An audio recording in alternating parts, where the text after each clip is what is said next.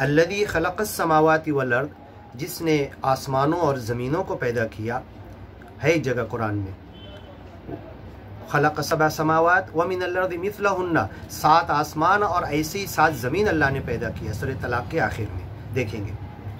خلق السماوات، جس نے آسمانوں کو پیدا کیا، والارض زمین کو، وما بینہما اور ان دونوں کے بیچ میں جو کچھ ہے اس کو، فی 6 ایام 6 دن میں، ثم استوى علی العرش، پھر عرش پر جا کر مستوی ہو گیا، قبضہ اسی کا ہے۔ اذا لابتغوا الی ذی العرش سبیلا، اگر اور کوئی خدا ہوتا تو عرش والے کو جا کر عرش سے اٹھا دیتا، ہٹا دیتا۔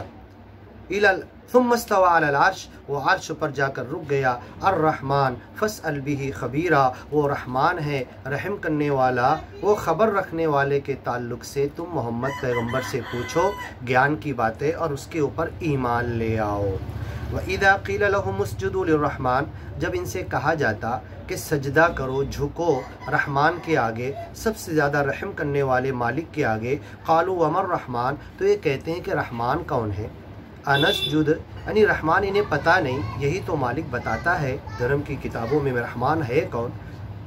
انسجد لما تأمرنا وزادہم نفورا، کہ ہم اس کو سجدہ کریں جو تم حکم دیتے ہو، اور یہ سن کر مزید نفرت کرتے ہیں، گیان اور ایمان سے بھاگتے ہیں۔